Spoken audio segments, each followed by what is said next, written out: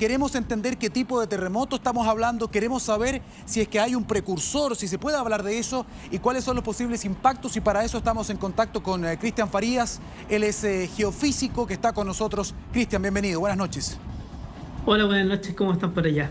Bien, Cristian, la primera pregunta lo decía Pablo Cuellar, que también está acá con nosotros en estudio, que hace poco la autoridad justamente entregaba la información de que ha habido varios sismos, uno de ellos mayor a 7, magnitud 7.4, en la misma zona. ¿Se podría hablar ahora de un precursor, por ejemplo, considerando que es subducción? El instinto dice que sí, pero la verdad es que siempre hay que estudiar un poquito más. Estudiar un poco más porque si bien hemos visto precursores antes de terremotos y hemos visto secuencias como esta antes de grandes terremotos, siempre tienes que estudiarlo con un poco más de detalle para estar seguro que las secuencias están completamente ligadas. Pero hay hartos aspectos que un poco inclinan la balanza a decir que sí, inicialmente. La zona es más o menos similar, es un enjambre que se da con sismos unos cuantos días antes de este terremoto. Es un poquito parecido a lo que ocurrió en el terremoto de Tohoku en el 2011 en ese sentido. O sea, hay hartas cosas que inclinan un poquito la balanza para decir que sí, pero por supuesto hay que estudiarlo con más detalle porque uno no puede estar completamente seguro hasta estudiarlo por completo. Perfecto. ¿Cuál es la zona? ¿Cuáles son las placas en este caso? Expliquemos un poquitito, porque esto es muy similar a los grandes terremotos que tenemos en Chile, en la costa. Estamos hablando de subducción. Claro, tenemos dos placas distintas, pero también el mismo comportamiento. Una placa que se va queriendo meter debajo de otra. Volvemos a pensar en subducciones como lo que tenemos en Chile, pero el detalle es que no tenemos esa historia de enormes terremotos como de pronto los que tenemos en Chile. O sea, en Chile tenemos terremotos de magnitud 9.5, magnitud 9 en algún momento, 8.8 es súper grande. Y es uno de los más grandes de la historia de Kamchatka, sin lugar a dudas, uno de los más grandes de la historia del mundo, registrado instrumentalmente, por supuesto.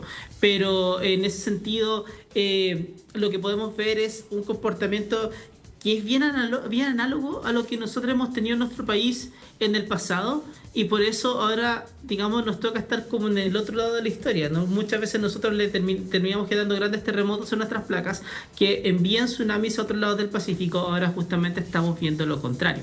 Sí, que ellos nos mandan un tsunami para acá. Cristian, estamos esperando, en el fondo, el arribo. Se está hablando de la ola, se habla de esta cantidad de agua, ¿no?, que viene viajando, lo habíamos conversado antes también.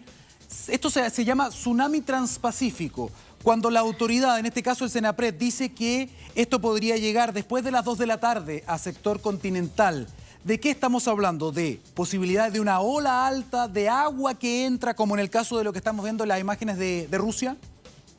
Yo creo que la imagen que están mostrando ahora de Rusia dice mucho de cómo es un tsunami, y de hecho nos recuerda también las imágenes de Japón del 2011.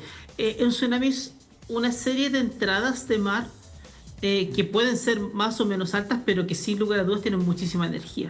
Entonces, a veces tú puedes ver olas que te parecen chicas, digamos 1 metro, que no te parece tan grande. Hemos tenido marejadas más grandes que eso, sí. Pero la energía que llevan es tal que ingresan una larga distancia, no las puedes detener tan fácilmente, y eso naturalmente genera muchos daños. Entonces, claro, ese tsunami, cuando se ve así y te genera una perturbación en el Océano Pacífico, lo lógico es que las olas empiezan a viajar a través de todo el océano, y por eso las primeras estimaciones te empiezan a hablar de olas que podrían llegar a Chile, en definitiva, aunque se demoren, no sabemos, una buena cantidad de horas antes de llegar acá.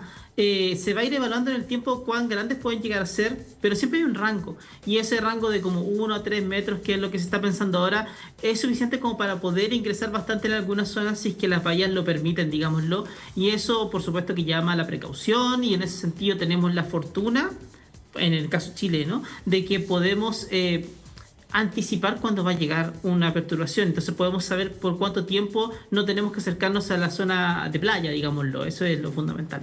Cristian, te saluda Pablo Cuellar aquí, buenas noches. Este terremoto se originó justamente en el mar. ¿Eso tiene algún cambio, alguna consideración con que se haya ocurrido en territorio terrestre para efectos de un tsunami? ¿Cuál es la gran diferencia y cómo podría ser o variar efectivamente este tren de olas en esa zona? A ver, hay una especie de mito, digamos, lo que se ha ido extendiendo en el tiempo, que es esta cosa de que un terremoto con epicentro en tierra no genera tsunami, pero en realidad eso no es así. Exacto. Lo que importa es que tú puedas movilizar el fondo marino, que puedan levantar el fondo marino. Un terremoto grande, algo de magnitud 8.8, no es un punto donde se generan ondas, sino que en realidad es una zona completa donde el contacto entre las placas se rompe y ese desplazamiento termina levantando o no el mar. Como ejemplo, el terremoto de 1960, de magnitud 9.5, que generó un tsunami transpacífico súper grande, tuvo epicentro hecho en tierra, en Lumaco, pero la zona de fallo fue tan grande que se levantó mucho el mar y pues, se levantó mucho el fondo marino y por lo tanto se generó un gran tsunami. Un poco es lo que vemos acá también, o sea, es una zona que derechamente está en el fondo marino, así que un terremoto así naturalmente tiene todas las chances de levantar el fondo marino, de generar el tsunami, y es un poco lo que estamos viendo. Cristian, perdón, esta pregunta yo sé que te la han hecho muchas veces, yo mismo, pero es importante también aclararlo, porque se habla todo el tiempo de que esto está en este famoso cordón de fuego del Pacífico o el anillo de fuego del Pacífico, lo tenemos también en el mapa. En este caso, Cristian, si hay un gran terremoto en una zona de este anillo de fuego del Pacífico, ¿no hay ningún tipo de interconexión o algo que pueda desatar un movimiento que yo sé que te lo preguntan harto cada vez que hay un terremoto muy fuerte o de gran magnitud? De hecho, a mí no me gusta el concepto de anillo de fuego del Pacífico porque un poco da a entender eso, de que hay sistemas interconectados cuando no lo están. Es decir, tú tienes distintas placas, distintos límites de placas que van acumulando estrés y van liberándolo a su ritmo. Y en ese sentido, esa dinámica interna de cada uno es la que va predominando y naturalmente no tienes esa conexión. O sea, no porque tengas un terremoto magnitud 8.8 en Kamchatka significa que vamos a tener, que eso va a influir por la ocurrencia de un terremoto grande en Chile o en California, o sea, o en la zona de Cascades en Estados Unidos. O sea, no se da de esa forma. Y cuando hablamos del cinturón de fuego del Pacífico, que si bien es una imagen, nos sirve como para la imagen de entender dónde está la mayor cantidad de terremotos y actividad volcánica del mundo, cuando das a entender la idea de anillo, como que das también esa idea de que todo está interconectado cuando no lo está. Por eso a mí no me gusta el concepto. Cristian, bueno, uno siempre ve que ante estos eventos se van corrigiendo los datos, a medida que entra más información, uno puede ser más certero en las cifras, pero yo pocas veces he visto que cambie tanto, ¿no?, la magnitud, porque partimos de un 8.0 a un 8.8, es bastante, ¿no?, sobre todo considerando que los terremotos van subiendo en una escala que es exponencial, ¿cierto?, no lineal. ¿A qué crees tú que responde finalmente este cambio tan grande de un 8.0 a un 8.8? Es mucho. Yo creo que el aspecto importante ahí tiene mucho que ver con la disponibilidad de redes locales de sismómetros. Kamchatka no es una zona particularmente poblada. De hecho, si miran la imagen que tienen ahora, es una zona más bien desierta de cierta forma. O sea, no tienes grandes ciudades que un poco ameritan que uno ponga una cantidad muy importante de sismómetros también, y la gracia de tener redes locales fuertes es que tú puedes estimar bastante bien y con poco error el tamaño de un terremoto de manera rápida. Si no, depende mucho de las estaciones que están ubicadas más lejos y ahí el nivel de error se va incrementando. Entonces por ese lado se nos complica un poco, pero esto no, en ese sentido sí, es grande el salto. Pero pensemos que cuando tuvimos el terremoto del 2010, la estimación inicial hablando de 8.5 terminó en 8.8, porque ese análisis se tiene que hacer lo más rápido que se puede, naturalmente, pero siempre va cambiando un poquito. La falta de estas redes más robustas en este caso no ayuda mucho a que tengamos la información rápido y certera, pero claro, ahora ya a estas alturas tenemos claridad acerca de la fuente sin lugar a dudas. Perfecto, estamos en contacto con Cristian Farías, geofísico. Cristian, sigue con nosotros, queremos sumar otra voz. Camilo Saldías, que está en Japón a esta hora, chileno también. Camilo, adelante y buenos días por allá, ¿no? Efectivamente, buenos días, ¿cómo están? Acá hemos estado constantemente con información del tsunami, toda la televisión acá en Japón ha estado constantemente con información respecto a lo que ha sido el tsunami acá en Japón, todas las consecuencias. Hemos estado con alertas bastante constantes, ya sea en aplicaciones, vía internet, en la televisión también hemos estado con bastante información, la verdad. Al menos en esta parte de Tokio estamos bastante bien. Yo me encuentro bien lejos de la bahía de Tokio en particular, pero sí es cierto de que la alerta de tsunami es bastante extensa acá en Japón. ¿Cuál es la sensación, Camilo, que tienen allá también? ¿Cuáles son las zonas que estarían más expuestas? Vimos algunas imágenes donde están detallando las zonas, la hora de llegada de la ola, de hasta 3 metros se está hablando hasta ahora. Sí, efectivamente, se está hablando de una ola de hasta 3 metros de altura. Eso es en principio. Al principio era una ola, se estimaba una ola de aproximadamente 1 metro de altura. Después, cuando se revisó la intensidad del terremoto que sucedió en Rusia, se elevó el grado de alerta de la alerta de tsunami. También se revisó y llegaba ahora hasta los 3 metros. La sección más afectada en este minuto sería la costa pacífica de Japón, dado por el lado en el que se ocurrió el sismo en Rusia. La bahía de Tokio, que está un poco más encerrada, también está con una alerta en este minuto, con olas de hasta 1 metro en principio. Hay que ver ahora cómo se sigue desenvolviendo la alerta de aquí en adelante. Camilo, ¿cómo estás? Buenas noches aquí desde Chile. Primero, ¿se sintió en Japón? Porque la distancia no es tan extensa desde el punto neurálgico. Y segundo, si nos puedes comentar un poco, comparar, ¿no?, la realidad chilena con la japonesa. De hecho, hace poquitos días el gobierno de Japón actualizó los protocolos ante un eventual evento de gran magnitud. ¿Se sintió? ¿Y cómo nos puedes comparar también entre Japón y Chile el tema de los sistemas de seguridad ante estos eventos? Acá en particular en Japón, nada. No se sintió absolutamente nada. En la parte norte de Japón, en la isla de Hokkaido, sí se sintió. De hecho, se registraron en los sismógrafos, el sismo de Rusia se registró en los sismógrafos más al norte de Japón. Así que ahí sí se sintió, pero acá en Tokio, nada. Fue un terremoto, como diríamos en Chile, instrumental. Nada más que eso. Así que solo nos dimos cuenta porque nos comenzaron a llegar las alertas de tsunami y obviamente uno, siendo curioso, se da cuenta, hubo un terremoto en Rusia. Y respecto a la comparación que es natural hacer entre la situación que hay en Japón respecto al manejo de emergencias y en Chile, yo diría que en general son bien similares en términos de protocolos de emergencia, del manejo de la emergencia. La diferencia entre un país y otro es, creo yo, bastante natural, es el nivel de infraestructura y el nivel de inversión que se hace para el manejo y la resolución de estas alertas. Por ejemplo, acá en Japón hay un sistema de alerta temprana de emergencia que es muy avanzado, que más de alguna persona ya está enterada cómo funciona. Acá, por ejemplo, si es que hay algún grado de alerta importante, las televisores se prenden solos, te llega la alerta inmediatamente al celular, te llega vía SMS, te llega por aplicación. O sea, tú estás constantemente informado si es que la alerta es lo suficientemente importante. Sí, bueno, tienen sistemas tecnológicos de clase mundial, los sensores que tienen instalados en el fondo del mar. De hecho, hemos conversado con Cristian Farías, que lo quiero sumar a esta conversación. Ellos tienen una serie de sensores también y de tecnologías que les pueden alertar con bastante más tiempo de anticipación versus lo que ocurre en Chile. En este caso, Cristian, ¿esos sistemas también aportan una mayor resolución a lo que es la toma de decisión, por ejemplo, o los datos de la llegada de las olas, o no se activan en este caso? Bueno, hay que ver exactamente para qué amenaza es la que estás viendo, pero sí, cuando tienes un sistema de alerta temprana robusto, donde te haces cargo de tanto la amenaza por terremoto, por tsunami, naturalmente eso se aplica también para los tsunamis que no se generan en tu territorio y que vienen por fuera. O sea, aquí en este caso, no solamente pasa lo de entender y detectar rápidamente lo que está pasando, sino que también el cómo tú transmites una alerta. O sea, lo que se mencionaba recién acerca de que apenas se tiene conciencia de que un tsunami va a llegar, tú mandas ciertos niveles de alerta de manera automática, te habla también de un sistema en el cual la información viaja de manera automática y muy rápida, que es claro, algo que nosotros deberíamos también buscar tener acá en Chile, y que en ese sentido nos falta esa inversión todavía.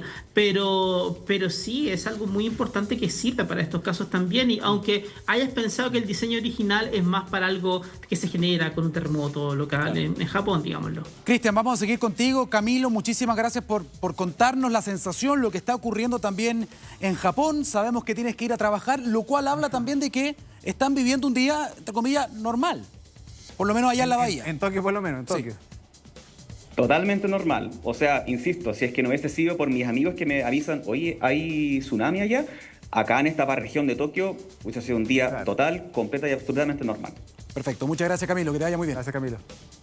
De nada, un placer. Bueno, estamos viendo imagen también de lo que están viendo en los televisores, por ejemplo, de Japón, con esta alerta que va cambiando, Pablo. Totalmente, mira, y ya el Servicio Geológico de Estados Unidos registra 2 réplicas más en esta zona de Rusia, un sismo de 5.5 y otro también de la misma magnitud que están siendo reportados ahora. Es decir, después del evento 8.8 que ha ocurrido hace un par de horas aproximadamente, ha habido ya varios réplicas, una de 6.9, una de 5.4, una de 5.4, 5.5 y 5.5. Decía, de consideración estos nuevos eventos. Ya, y esto es importante, Cristian, vuelvo contigo. Evidentemente me imagino que vamos a seguir registrando réplicas, ¿no? Nosotros también tuvimos un 8.8 y esto es parte normal de un evento de tal magnitud, Cristian. Sí, absolutamente. Tener esta cantidad de réplicas es algo súper esperable después de un terremoto de tal tamaño. O sea, de hecho, el número ya nos resuena a nosotros en nuestro foro interno.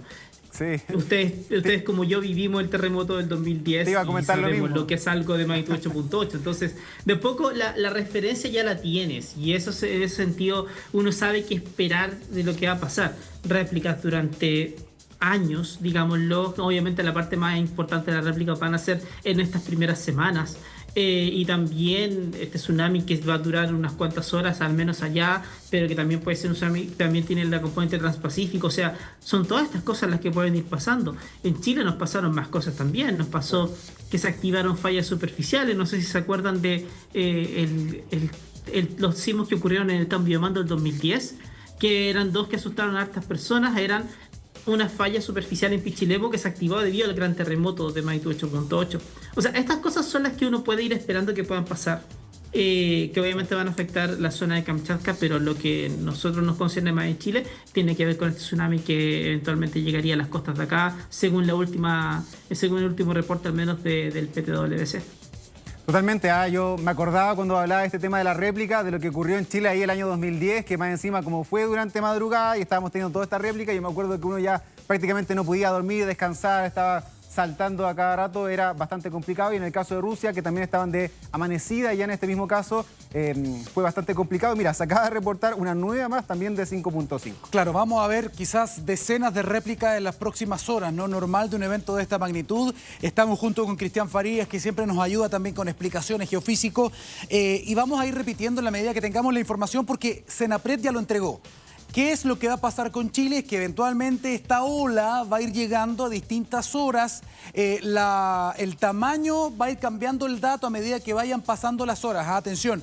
Y lo que estamos viendo nosotros ahora es imagen de la playa. Sí, esto es la playa, la costa de Japón. Y a esta hora, por lo menos en esta zona, las personas están bañándose. Sí, son cerca de las 10 de la mañana. En este momento en Japón, me imagino que no es algo recomendable. Si lo estamos mostrando es porque lo está teniendo justamente la televisión o las cámaras de seguridad ahí en la nación asiática, pero me imagino que no es lo que estén buscando en este momento las mismas autoridades de ese mismo país, que yo les recordaba, hace poquitos días atrás ellos actualizaron un protocolo. Ellos saben que siendo un país bastante sísmico pueden tener un evento importante de magnitud 8 o más en los próximos años o décadas, y por lo tanto ya están preparando aquellas regiones donde se cree, según los cálculos, podrían tener mayor cantidad de protección. Por ejemplo, generar infraestructura de una mayor solidez, crear centros de albergue, acopio ya de alimentos, agua o cosas justamente, y preparación también para los servicios de emergencia para que estén justamente habilitados a operar, porque saben que esto puede ocurrir dentro del corto plazo, ¿no, Cristian? Absolutamente, Japón tiene harto que decir en ese sentido. Otra cosa que también es importante de Japón es este concepto que tienen acerca del escenario que enfrentan y cuáles son las pérdidas que tienen más o menos asumidas a lo largo de ese escenario, para poder también identificar cuáles son sus puntos débiles. Un ejemplo de eso es que después del terremoto de Kobe, hace unos buenos años atrás, Kobe era un puerto enorme dentro de Japón y el mundo, y después de eso Japón diversificó sus puertos. Porque no tenía sentido tener todo dentro de una sola zona, así que podía ser afectado por un terremoto en el futuro, y por lo tanto había que naturalmente tener alguna alternativa por si caía un puerto, cosas como eso. Y acá en Chile estamos pensando en lo contrario, estamos pensando en unificar más todo en San Antonio, en Valparaíso, que es la zona donde esperamos un gran terremoto en algún momento del futuro también. Entonces, tenemos que pensar en tenemos que siempre tener esa capacidad ya no solo de responder, que como bien decía nuestro compatriota de Japón, es más o menos parecida, pero sí en todo lo que tiene que ver con esa planificación de la emergencia y el pensar cuál es el escenario en el que nos vamos a enfrentar, y que un poco esto que está pasando ahora en Kamchatka también nos recuerda dónde de pronto están nuestros puntos débiles. Sí, Cristian, lo hemos conversado también. Este tipo de eventos nos sirven también para revisar este tipo de falencias, el diseño de las ciudades, también el tipo de construcciones y lo mejor de todo también las alertas que tenemos, las alertas tempranas de terremotos, pero también, y más importante en este caso, las alertas de tsunami, que ahí también tenemos alguna deficiencia en términos de sirena, en términos de tecnología, ¿o no? Sí, absolutamente, nuevamente, ahí tenemos una deficiencia, pero que se va a subsanar, se va a subsanar. Chile anunció la inversión en las alertas de tsunami y ahora está esa licitación abierta para que ya eventualmente podamos actualizar nuestra red de sirenas de tsunami, que por supuesto no caigan, digámoslo, no colapsen por un tema de rotura de comunicaciones, que es lo que nos podría pasar ante un gran terremoto. Entonces necesitamos dar alerta en todo el país, independiente de cómo funciona la red de telecomunicaciones, y para eso apunta esa licitación. También tenemos que obviamente darle más vuelta a todo lo que se hace en términos de alerta temprana. Hay sistemas que se han ido probando un poco, pero todavía no tenemos un sistema que funcione a una escala de país por completo, y Chile lo necesita urgente, porque el tema está en que un terremoto te puede pillar mal parado, y es lo que hemos conversado con Danilo muchas veces. Un terremoto viene a preguntarte cómo estás para él.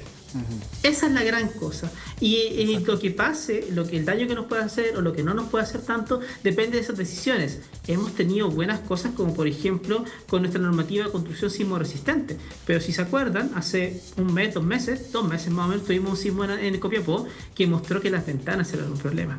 Entonces ahora tenemos que volver a pensar en todos esos aspectos que también pueden generarte un montón de problemas, y eso es lo que tenemos que ir resolviendo, porque eso va a salvar vidas. Sí.